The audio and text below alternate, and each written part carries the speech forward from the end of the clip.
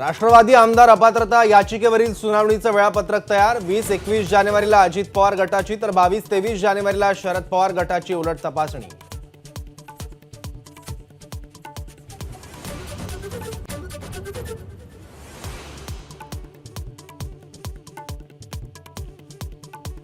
पुण्यात आजपासून 100वे अखिल भारतीय नाट्य संमेलन गणेश क्रीडा रंगमंच येथे शुभारंभ सोहळा।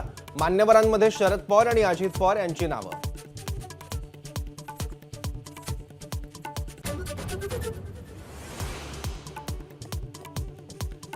नाट्य संमेलनाच्या उद्घाटनाबाबत माहिती नाही। नाट्य संमेलनाच्या निमंत्रणावर अजित पवारांची प्रतिक्रिया, तर आमंत्रण स्वतः जाऊन दिल्याची आयोजकांची माहिती।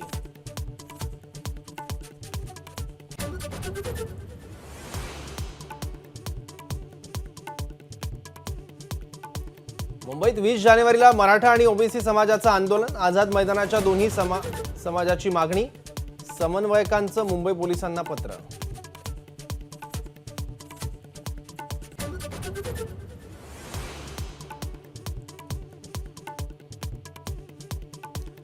मराठा आरक्षण समितीच्या अध्यक्षांना कॅबिनेट दर्जाच्या सुविधा।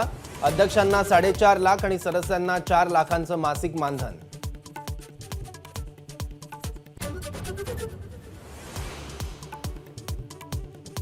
मनोज जरांगेंच्या 6व्या टप्प्यातील दौऱ्याचा आज दुसरा दिवस। जालन्याच्या अंबड आणि घनसावंगी तालुक्यातील 15 गावांना भेट देणार।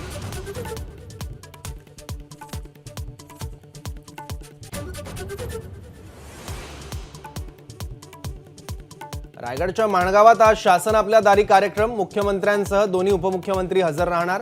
दरडग्रस्त तळीयेवासियांना हक्काच्या घरांचं वाटप होणार।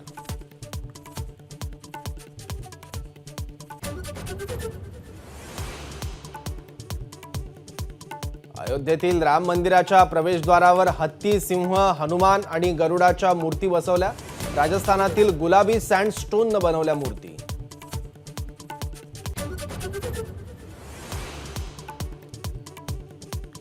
अयोध्येतील प्राणप्रतिष्ठेला पंतप्रधान मोदींच्या उपस्थितीला शंकराचार्य निश्चलानंदांचा विरोध। प्राणप्रतिष्ठा शास्त्रानुसारच झाली पाहिजे, शंकराचार्यांचं मत।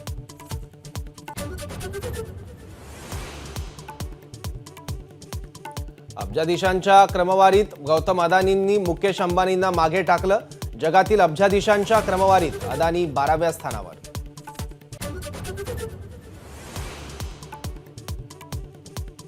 चीनच्या सरकारी वृत्तपत्रात भारत आणि पंतप्रधान मोदींचं तोंड भरून कौतुक।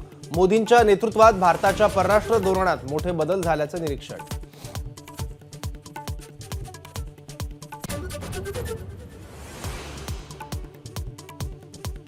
जितेंद्र आव्हाडांवर कारवाई न झाल्यास त्यांचा वध करणार। परमहंस आचार्यांची धमकी। महाराष्ट्र आणि केंद्र सरकारने आव्हाडांवर कारवाई करण्याची मागणी।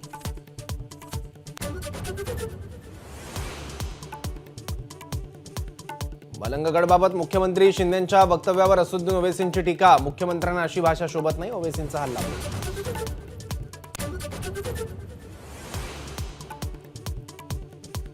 गेल्या 10 दिवसात साईबाबांना 16 कोटींचं दान। 23 डिसेंबर ते 1 जानेवारी दरम्यान 8 लाख भाविक साईंचरणी।